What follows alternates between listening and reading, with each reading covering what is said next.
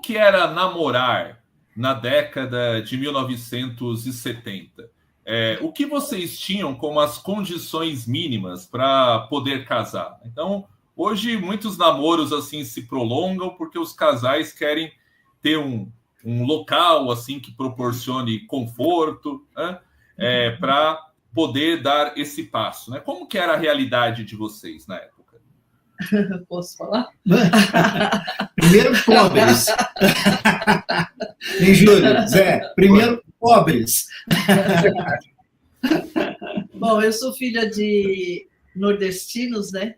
Meus pais, Sergipe, Aracaju, e a minha mãe, aquela mulher forte, gênio forte, ciúmes das crias até o máximo que pode, e ela não permitia mesmo. Quando chegava agora, como José Roberto, a filha dele, começar a namorar, a minha mãe ficava realmente de olhos... Eu fico realmente...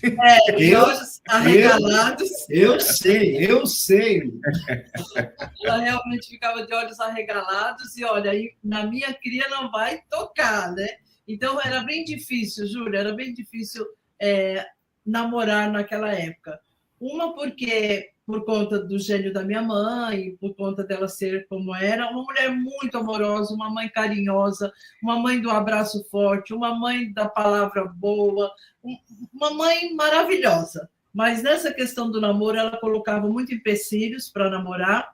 Eu, como filha caçula, não a caçula de todos, porque eu tenho ainda um irmão mais novo que eu, mas das 3 meninas, eu era a caçula. E a minha mãe tinha muitos ciúmes de mim, muitos ciúmes. Então, ela não permitia mesmo. Então, nosso namoro, meu e do Carlos, foi, como a gente estava falando anteriormente, foi um namoro tumultuado. Já havia a questão dele ter namorado a minha prima.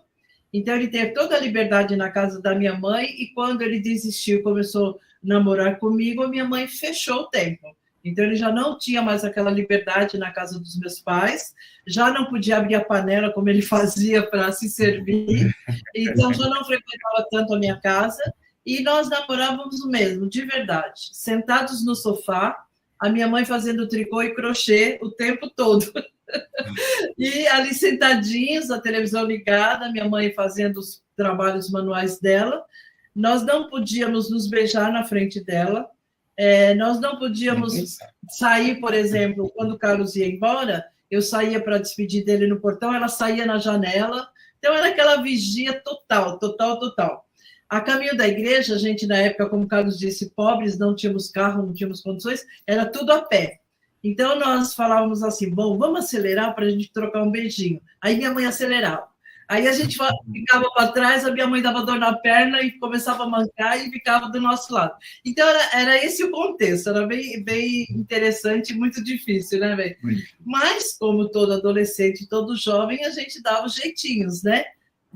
Ela me colocou na escola, então eu estudava. E a gente cabulava aula para namorar, vai fazer o quê? Então, nós ficávamos, né, no contexto da casa no sábado e domingo, sentadinhos ali, bonitinhos com a mamãe e com o papai, mas no final, durante a semana, um dia ou outro, a gente cabulava para namorar, para ficar juntos, né? E nós tínhamos muitos tratos, né, sobre essa questão do namoro. A gente queria realmente se conhecer, curtir o namoro, mas nunca ultrapassar as barreiras, que era o medo que os pais de antigamente tinham, que era uma gravidez, que era fazer sexo antes do casamento, essas coisas. Então, nós não tínhamos esse pensamento, porque nós não queríamos mesmo isso. Então, era só o fato mesmo de ficarmos juntos, né? E nós fizemos isso.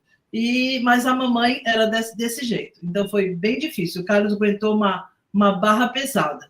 E tinha sábado e finais de semana que eu falava para o Carlos, bem, não vem. Ele ligava, bem, eu não estou afim de aprender crochê hoje. Falei, tá bom, fica em casa, e tudo bem, a gente se vê na semana. Então, muitos sábados, muitos finais de semana, a gente não se via por conta desse contexto.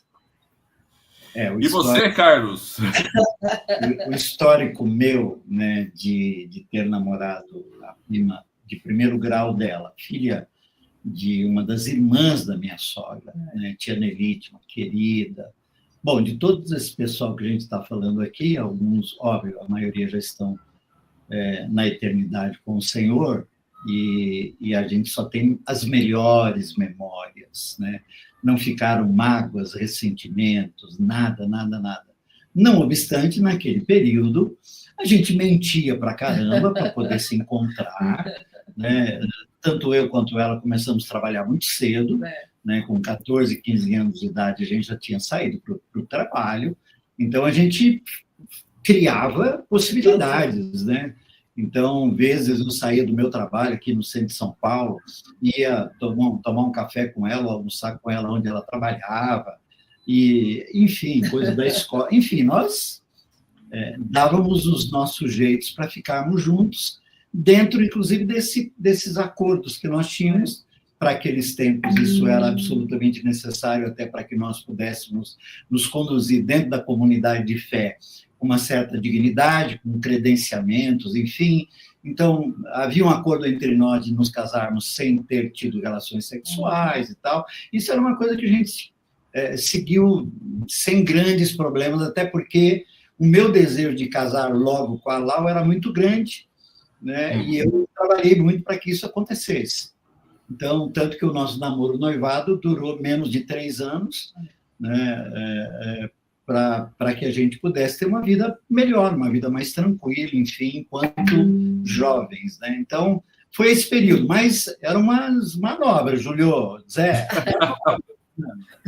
Não, até que um dia ele me deu um checkmate, né? Falou, olha, a última vez que eu venho aqui para namorar você, eu vou viajar a trabalho. Quando eu voltar, você tem 15 dias para convencer a sua mãe, o seu pai, para nós marcarmos a data do casamento. Ou eu não quero te ver nunca mais. Uau!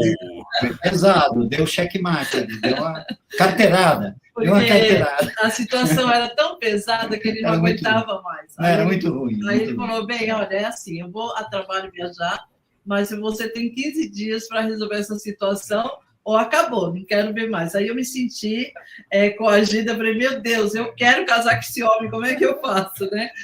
Aí eu fui trabalhar o coração da minha mãe, meu pai não, meu pai era de boa, meu pai falava, deixa os meninos, né? Ele era uma pessoa muito de boa mesmo. Mas a mamãe, com aqueles ciúmes, ela não queria mesmo, né? Então, eu tive que trabalhar o coração da mamãe, trabalhar o encontro nosso depois da volta do Carlos da viagem, e aconteceu, e na hora ela falou, não dá para casar. Aí meu pai falou, minha mãe chama Eunice, né? Aí chamávamos ela de Nice. Então, meu pai falou, Nice, você vai poder ajudar os meninos? A gente não pode ajudar. Eles estão falando que dá para casar, deixa os meninos casarem, né? E aí ela foi... Santo sogro! Aí ela foi acalmando, né? Foi acalmando, e no final ela consentiu, e a gente, em 5 meses, isso era janeiro, em 5 meses a gente acertou tudo para casar em maio. Janeiro de 1978. Janeiro de 1978.